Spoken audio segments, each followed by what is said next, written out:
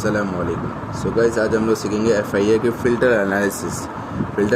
तो हमारे पास इसमें 6 स्टेप हमें फॉलोज करने होते हैं, मगर इसमें हमें देखो पहला हमारे स्टेप दिया हुआ है इम्पल्स रिस्पॉन्स। हमें इम्पल्स रिस्पॉन्स गिवन दिया हुआ है 1, 6, 11 और 6। तो हम लोग सबसे पहला स्टेप जो होगा डिफरेंस इक्वेशन। तो हम लोग यहाँ पे लिख लेंगे y of n equal to, क्योंकि h ऑफ n जो होता है वो हमारे इक्वल होता है h of n equal to y of n और x ऑफ n के इक्वल होता है, राइट। तो हम लोग यहाँ पे इसमें x ऑफ n हम यहाँ मल्टीप्लाई कर देंगे, तो यहाँ पर बच जाएगा x ऑफ n, और यहाँ पे अगला स्टेप जो होगा plus 6x n minus 1, right, plus 11x n minus का 2, right, plus 6x n minus का 3। तो हमारा पहला स्टेप क्या था, डिफरेंस इक्वेशन। तो हमने इसका डिफरेंस इक्वेशन बना ली, राइट। उसका सेकंड स्टेप होगा ट्रांसफ़र फंक्शन। इसमें हम लोग अप्लाई z ट्रांसफॉर्म करेंगे और फ्रॉम डिफरेंस इक्वेशन से हमने इसको लेंगे। पहले हम ये डिफरेंस इक्वेशन को यहाँ पे रखेंगे। तो हम लोग जब इसमें z ट्रांसफॉर्म जब अप्लाई करेंगे तो y of z equal to x of z, right, plus 6x of z minus का 1, क्योंकि यहाँ पे n माइनस का 1 था ऊपर, तो हमने z माइनस का 1 कर दिया, plus 11x of z minus का 2, प्लस 6x ऑफ z की पावर माइनस का 3, सही। तो अब हम लोग इसमें से यहाँ पे x ऑफ z हम लोग कॉमन ले लेंगे, और इस कॉमन लेने के बाद इसके नीचे जाकर हम यहाँ पर मल्टीप्लाई और जब कॉमन लेंगे तो इसके नीचे जाकर डिवाइड कर देंगे। तो h of z equal to y of z और x of z equal to 1 plus 6z minus का 1 पावर जो इसकी z माइनस, जब यहाँ से x ऑफ z कॉमन ले लेंगे सब में से, तो हमारा x ऑफ z यहाँ पर आके डिवाइड में चले जाएगा, और यहाँ पे प्लस 11z माइनस का 2 प्लस 6z माइनस का 3। तो हमारा अगला स्टेप है, थर्ड स्टेप है ब्लॉक डायग्राम। ब्लॉक डायग्राम हमारा x ऑफ n और y ऑफ n में बीच में सम लग जाएगा, और इसमें ये हम लोग फ्रॉम डिफरेंस इक्वेशन से करेंगे। तो ये हमारी डिफरेंस इक्वेशन ये वाली है, इससे हम लोग उसको सॉल्व करेंगे, राइट। तो हम लोग यहाँ पे एक y ऑफ z लगाया, राइट, z इन्वर्स, और यहाँ पे गेन लगा दिया।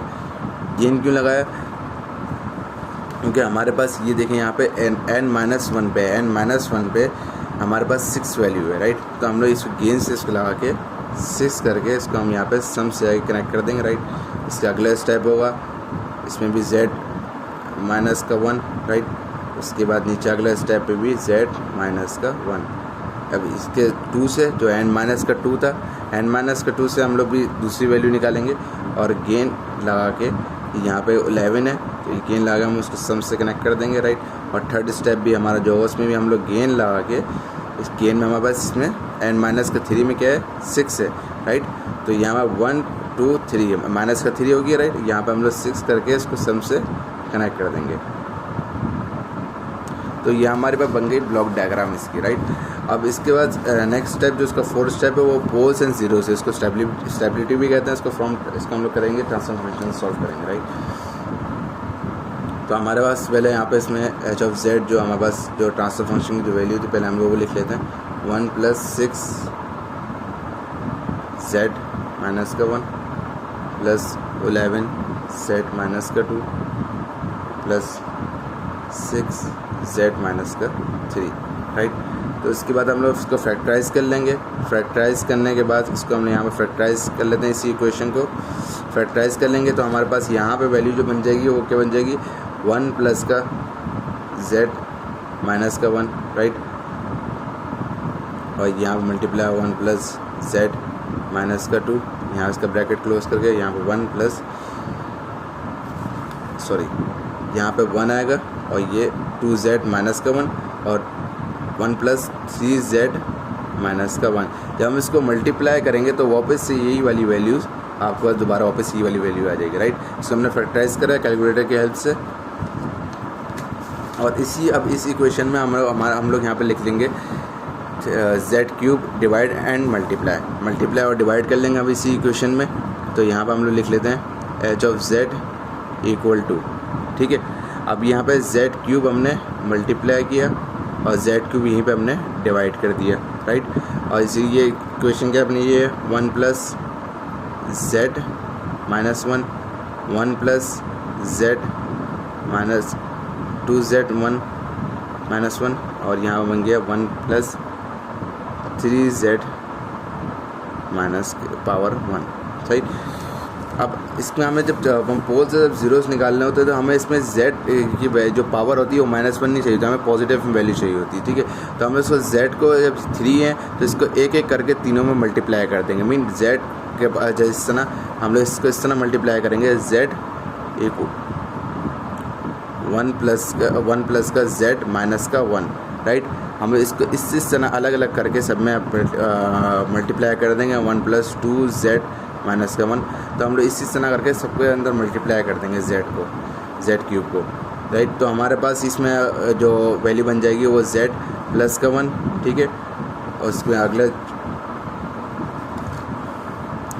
जो बनेगी इसमें z प्लस का 2 और z प्लस का 3 अपॉन z क्यूब। तो ये अब हमारे पास इसमें इसकी सारी वैल्यूज z की सारी वैल्यूज़ पॉजिटिव में हो गई हैं, राइट। पोल्स और ज़ीरोस लिख लेंगे, पोल्स से हमारे पास ये हैं और ज़ीरोस।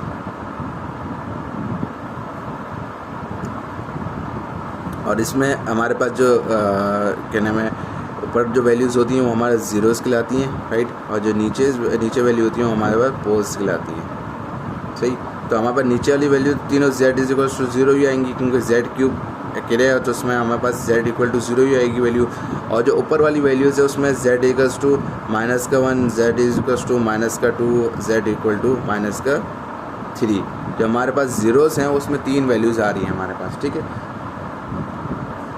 तो हमारे अब इसमें अगला जो 5 जो स्टेप है वो फ्रीक्वेंसी रिस्पांस मालूम करना है। किससे मालूम करना है? फ्रॉम ट्रांसफर फंक्शन की वैल्यू से। अब ट्रांसफर फंक्शन जो हमारे पास जो हमने यहाँ पे इसको कॉमन z क्यूब के अंदर मल्टीप्लाई और डिवाइड करने से पहले जो हमने ये जो वैल्यू निकाली थी ना, ये वाली वैल्यू ट्रांसफर फंक्शन से जब हमने फैक्टराइज करने के बाद जो निकाली थी वो वाली ये वाली इक्वेशन हमारे पास फ्रीक्वेंसी रिस्पांस में हमारे पास यूज़ होती है, राइट। तो अब इसमें फ्रीक्वेंसी रिस्पांस में क्या करना होगा, इसमें z इक्वल टू हमारे e की पावर j ओमेगा हमारे पास हम इसके इक्वल ले लेते हैं, right. z equal to e की पावर j ओमेगा।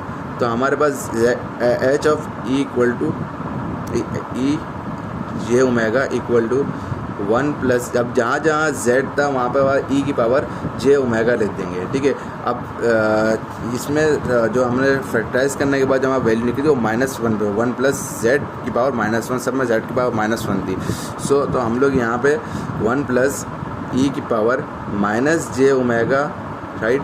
इसके बाद उसका अगला स्टेप है 1 प्लस 2e की पावर -j ओमेगा, राइट। और इसमें 1 प्लस 2e की पावर -j ओमेगा, राइट।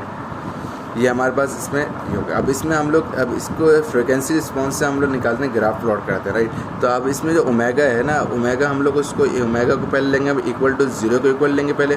जब ओमेगा को इक्वल टू 0 को इक्वल लेंगे तो j 0 हो जाएगा, ठीक है। 1 प्लस e की पावर -j 0 हो गया, राइट। 1 प्लस 2e की पावर -j 0 हो गया, ठीक है।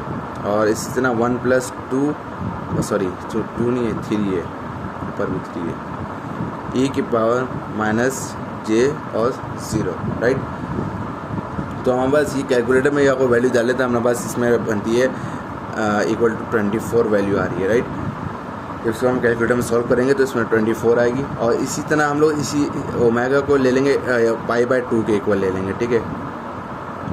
π/2 के जब इक्वल ले लेंगे तो हमारे पास h ऑफ e की पावर j π/2, राइट।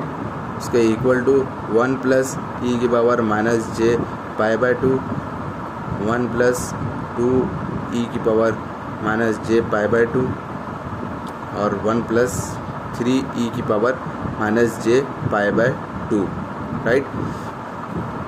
तो इसमें हमारे जब हम इसको सॉल्व करेंगे तो हमारे पास इसमें वैल्यू आएगी इसकी 10, जब हम कैलकुलेटर में जाकर सॉल्व करेंगे, इसमें ई की पावर जे जो है इसको किस तरह सॉल्व करते हैं, इसके फॉर्मूला ये है कि ई की पावर कुछ भी हो, ई की पावर जे माइनस में हो, पॉजिटिव में हो, कुछ भी हो, जैसे इसमें हमारे पास यहाँ पर 2 दी हुई है, तो हम लोग इसका फॉर्मूला क्या है, इसका फॉर्मूला ये है cos π/2 जो भी ओमेगा जो भी दिया हुआ ना π/2, यहाँ पे अगर यहाँ पे 0 दिया होता तो cos 0 रखेंगे और माइनस साइन π/2, राइट।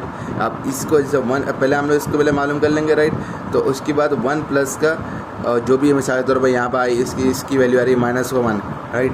तो ये -1 अब ये 1 प्लस 1 -1 इस तरह करके हम लोग इसको रख के मल्टीप्लाई करेंगे तो हमारे पास आंसर आ जाएगा कि हमारे जो एक्चुअल जैसे 24 आई इसमें 10 आई, ये इस तरह से आंसर आएगा, इस फॉर्मूले के हेल्प से आएगा, राइट।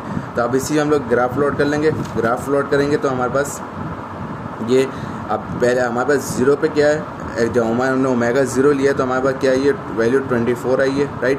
और जब हमने π/2 लिया तो हमारे पास वैल्यू आई 10, राइट। और जब हमने पाई लिया तो हमारे वैल्यू आई 0, ठीक है। पाई हमने लिया नहीं मगर इसमें हम पाई लेंगे तो हमारा वैल्यू 0 आएगी, राइट। तो अब हम लोग इसको इस तरह से ग्राफ प्लॉट करेंगे कि हमारे पास 10 जो π/2 जब हमने लिया तो 10 आ रहा था, तो हम यहाँ पर 10 तक लेके 10 लगा फिर हमने इसको पाई पे जाकर 0 कर दिया, राइट। तो इस तरह से ये सवाल जो फिल्टर के एनालिसिस होती है FIR की, ये इस तरह से सॉल्व होती है, राइट।